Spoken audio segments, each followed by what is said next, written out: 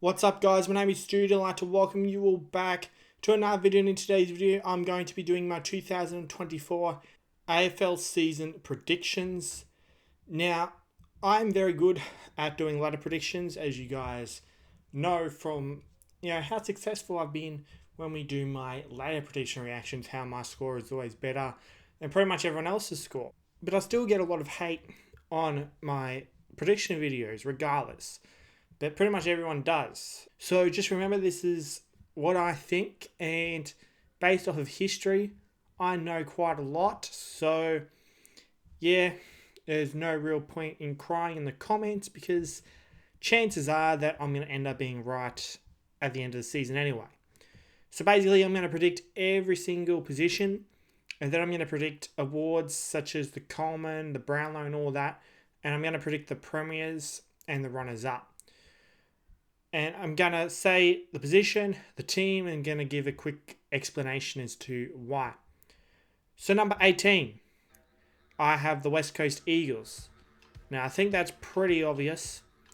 They're a rebuilding team. They constantly got smashed by 100 plus points last year and over the past couple of years. I do expect them to be a bit better this year, but I still think they're going to be the clear-cut worst team in the league. They might win 4 games. That's my prediction. I think they'll win 4 games this year, which would be one more than last year. They might beat a couple crappy teams and they might pull off an upset or two. But I do expect them to get smashed, but not as much. I don't think they'll have a ridiculous 50 percentage. The percentage might be about 70 this time. And I expect them to be a little bit more competitive throughout the season. I expect at least a few less 100-point losses. I don't expect them to concede 200 points again. I don't expect them to concede absolutely massive scores like they did last year. It might happen once or twice. They might concede 150 plus once or twice. But I don't expect them to do it almost week after week. I remember they conceded 174 or something against Adelaide. They had the bye, then they conceded 200 against Sydney. It was ridiculous. It was like I was watching 15 or so years ago, back when teams, used to score big. The only difference is that the other team wouldn't be losing by 170 points or something. That the score would be 170 to maybe 90 or something, like back in the day. But yeah, West Coast, I think, clear-cut wooden spooners for the second year in a row. In number 17, I have Hawthorn. Now, I originally thought that Hawthorn were going to be a bit better this year and rise up the ladder a bit, but I've changed my mind. I think they're going to be pretty bad this year, mainly due to injuries, especially in their defense. They have a lot of injuries, and when young teams have poor defenses, they tend to get flogged. And that's what I think will happen with Hawthorn. They have a very easy start to the season with their fixture, but then it gets tough towards the end. And since they're going to be injured for the first part of the season, that easy fixture is not going to be so easy because I think they're going to lose more matches than I would have expected early on. I thought they were going to get off to a reasonable start, but I think they're going to lose some more matches. And because of that, I think they're going to have a pretty bad season. That's why I've got them 17th. Obviously, I think they're definitely going to have a big rise in the next year or two, but not this year. I think they're going to get one more high draft pick, and them finishing 17th might help them in 4 or 5 years' time. You never know. Number 16, I have St Kilda. St Kilda, overrated, overhyped. They have the worst coach in history. Ross Lyon is a terrible coach. I don't know why people overhype him so much. He's had great teams over the years and hasn't been able to deliver premierships. Those St Kilda teams in the early 2010s. And how does he not win a premiership out of that? And those Fremantle teams in the mid-2010s, how does he not win a premiership there? Pretty pathetic, I think. And St Kilda have a very poor list. There's not very many gun players on their list, just full of average players. And they lost a couple of decent players as well over the off-season. So, yeah, I think with Gillon McLaughlin gone and without protection from the umpires, hopefully, they're definitely going to be brought back to reality. They didn't belong in finals last year. as GWS proved. And St Kilda are going to have a massive drop. I think 16th. They're one of the worst teams in the league on paper. So I think they're going to finish very low on the ladder. And they're in for a lot of years of pain, St Kilda. A lot of years of pain. I think their rebuild was terribly done. And it's going to be a long time before they're contending again. That's for certain. In number 15, I have Essendon. Essendon, honestly, they could make the 8. It starts getting difficult from here. But Essendon just have this curse on them. You know, Essendon might look good for a little while, but then they just fall apart at some point. It's just this curse. They just can't win a final. And they're in 15th because I don't think they're that good. You know, they're just not that good. They don't have a very good coach. I think Brad Scott's a pretty bad coach. Yeah, they're just an average list. Very average. They've got a few stars, but just not enough. I mean, they drop off quite a bit, you know, when it comes to their worst, say, 5-6 players in their best 22. So, yeah, I don't think Essendon will be that good of a year. You know, they could easily finish anywhere between 7th and 15th, I think. So, they're a tough one. They always are, but they're always just average. They're always average, somewhere in the middle or possibly lower. I've just got them lower because I think a few teams are a bit better than them. In number 14, I have Geelong. Now, Geelong, they're cooked. They're a very old team now. They've been very overrated the last couple of years and will continue to be, I'm sure. But it's time for Geelong to start rebuilding. They're a very old team, and we all knew that when they fell, they were going to fall hard. And I think they're going to fall pretty hard. And this year, they're not going to be that good, but this is nowhere near the worst we're going to see of Geelong. I think they're definitely going to bottom out, be a bottom of the ladder team in 2 or 3 years' time, and we'll have to go into a full-on rebuild. They don't have very much young talent either. You know, I can't really think of any young players that I can see turning into stars or anything like that. So Geelong are in for a lot of pain, and I think they're going to finish 14th this year. In 13th, I have the Gold Coast Suns. Gold Coast, severely overhyped, overrated. You know, they might look good at times, but they're just going to be average. You know, they're always average. They're not going to make the finals ever. I don't know why people think that. I think if you have them making the finals, you overhype them, you overrate them. I mean, we look at their list. I mean, it's not the worst list, but it's not that good. You know, I think the teams that are above them on this ladder have a better list than them. And are more capable of making the finals than them. So that's why I've got them in 13th. I think Dimmer's probably just going to go with the same old game plan that he used to have at Richmond. The outdated one, it was great 7 or so years ago, but now it's just outdated. And, you know, opening round, Richmond are going to know exactly how Dimmer team plays. So Richmond are obviously going to flog Gold Coast in opening round. So, yeah, I think they're going to get off to a really bad start. And I just think, yeah, they're just going to be as they always are. Very average and underwhelming. But for me, it's expected because I know they're not as good as what everyone thinks. People just hope they make finals because it'll be some sort of miracle or something. Anyway, number 12, I have North Melbourne. North Melbourne have a lot of young talent, and I think it's time for them to start rising. I think they're going to do a lot better this year. They've got a lot of good young guns that are about to explode. I mean, they've got Nick Larkey who dives all the time. Fuck, I hate him. But he always dives and gets gifted free kicks from the umpires from that. So they've got a key forward that's able to get a few cheap goals from cheating.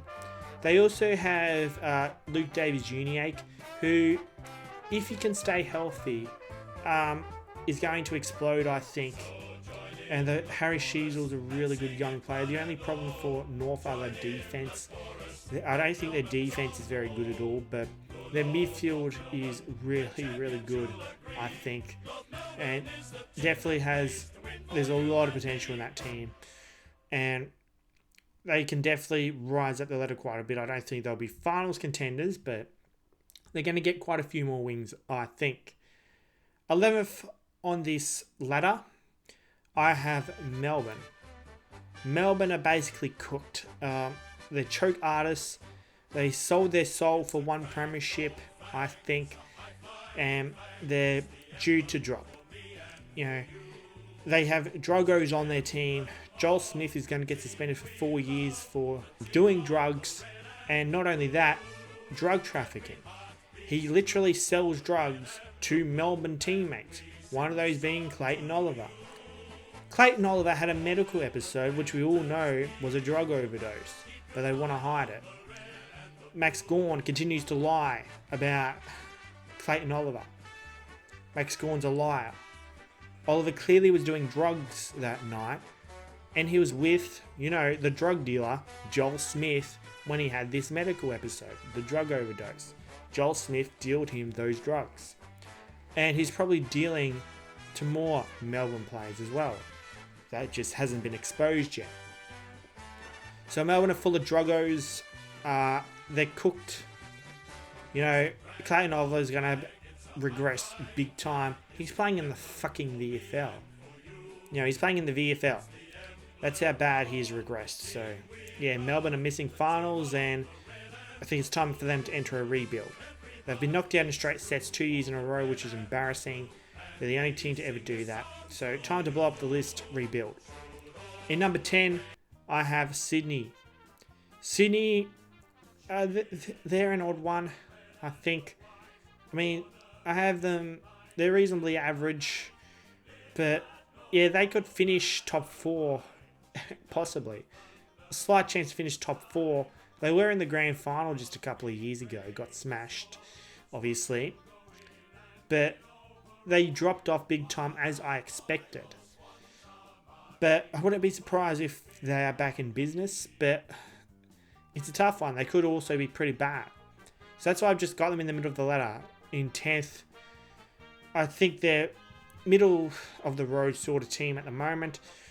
And yeah, but I think over time they will get better again and be back in the 8. So that's just why I've got Sydney 10th. In number 9, I have Adelaide. Adelaide could easily make the 8 too, but I think maybe they sort of overachieved last year. They probably should have made the 8. They got robbed against Sydney. But yeah, I think they'll definitely be contending for the 8, but I just feel like there's 8 teams that are better than them. And they're the 8 teams I have above them. So that's why I've got them in 9th. There's no reason they can't make the 8, but I just think they're the 9th best team, and they're definitely going to make the 8 in the next year or two anyway. So, yeah, the Crom, they're building, but I don't think they're quite there yet. 8th, I have Fremantle. Fremantle are a very good team. They have a really good defense and a really good midfield. The forward line is the issue. They have a very young forward line. Very young, inexperienced forward line, and that's going to stop them from scoring. So, yeah, that's an issue. I think they need a few more years before they can really contend for the flag. They do have some decent talent, young talent in the forward line, but they need a couple of years to develop so they can, come good. I think until then, they'll be a middle-of-the-road sort of team, but they have proven in 2022 that they could definitely be a top 8 team. And I think with how talented they are outside of the forward line, I think that'll be enough to get them into the top 8. In 7th, I have the Western Bulldogs. The Western Bulldogs are another odd one. I can definitely see them winning the flag, but it's a team chemistry issue, I think. Bevo is a terrible coach, in my opinion. They definitely have the players to contend for the flag, but I think just the terrible coaching, bad team chemistry is going to cost them. And I still think they're a top 8 team. They've just got way too much talent on their list. They've got superstars on their list. But they do have, some stars regressing, such as McRae and all them. They are regressing, but they do have the best player in the game, Marcus Bontempelli, in my opinion. So I think they're a top 8 team, but probably not going to contend due to poor team chemistry and bad coach. In number 6, I have Port Adelaide. Port, I feel like overachieved a little bit last year, which is why they got knocked out in straight sets. I know they had some injuries in week 2, but yeah, they're definitely a top 8 team, but I don't think they're a Premiership contending sort of team. They've got some good players on their team, but just not good enough, I think. Like, they're above average, but not, in the absolute top of all the elite teams. They're not with all the elite teams, I don't think. So Port will be good, but just not good enough. In number 5, I have Richmond. Now, Richmond had a lot of injuries last year. They were playing the VFL team for most of the season. Not only that, they were consistently getting robbed by the umpires throughout the year. Gillan McLaughlin robbing Richmond pretty much every game. So if Richmond are able to get Tom Lynch back healthy, and hopefully Toby Nankervis is able to get into the team. So if Richmond have an injury-free year, they're definitely making the 8. And they've got a new coach, Adam Uze. So they're going to be a completely different game style and that sort of thing. They're playing an attacking game style now, so it's going to be a different Richmond. They've got a lot of good players on the team. Still got Dusty, Shea Bolton, Tim Taranto. They're 3 superstars that they have. And obviously, a really good ruckman in Nankervis. A superstar full forward, Tom Lynch. Hopefully his injury doesn't cause him to rest too much. Bolter is pretty good as well. Pretty good swingman, and they've got a really good young fullback in Josh Gibcus, who's coming back from injury. So they're a really good team. People underrate them big time. And yeah, a fully healthy Richmond, they're definitely a top 8 team. So in number 4, I have the GWS Giants. I thought GWS were massively overachieving. I thought they were fluking all those finals wins, but it was the game they lost that they convinced me that they're the real deal. When they only lost to Collingwood by 1 point, I was sitting there thinking they actually are the real deal. So that's why I've got GWS 4th. They remind me a little bit of 2022 Collingwood, where I thought Collingwood massively overachieved and that they'd drop off a bit to middle of the table sort of thing. But it's so similar to Collingwood, They had a terrible 2021 season. 2022. Well, Collingwood had a terrible 2021 season, and then all of a sudden made the top 4 in 2022. Whereas GWS had a terrible 2022 season, and all of a sudden made the prelim in 2023.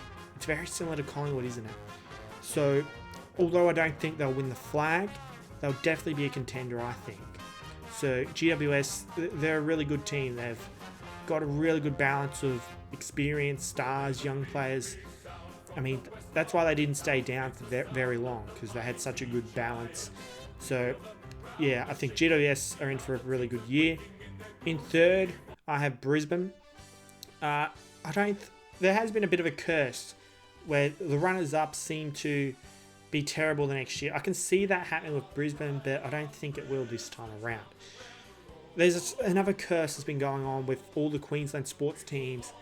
Like, in 2023, they all made grand finals, AFL, cricket, and NRL, they all made the grand finals and lost. The Heat won the grand final this year in the cricket. So it wouldn't surprise me if Brisbane go on to win it this year. Somehow break the curse or something like that. So I've got Brisbane 3rd. They should still be a pretty strong team. They'll have a lot of help from the umpires in the match fixing as well. They have extra salary cap, so they are cheating. So, I mean, there's no way the AFL will allow Brisbane to be bad next year. So, yeah, Brisbane will be top 4. In 2nd, I have Carlton. Carlton were terrible for a very long time, but terrible teams, once they have that breakout season, they explode. Like, that happened with Richmond. They had that breakout season and just exploded. I think that's going to happen with Carlton. I think they're going to absolutely explode. And, yeah, possibly even win the flag, I think. So, I have them in 2nd. They're going to be a really good team this year. They've got the best forward line in the comp, They've got Mackay and Kerno, both common medalists. as full forwards, so they've got a pretty good midfield as well, really good midfield. And they've also got a really good defense. They don't really have any weaknesses, Carlton. So, yeah, I just can't see them not making the top 4, really.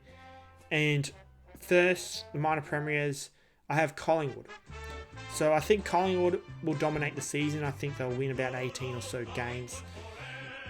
Yeah, I just can't see how Collingwood are going to drop off. I mean, they've got a lot of good young players, and they're going to be up there for a very long time because a lot of their really good players are pretty young.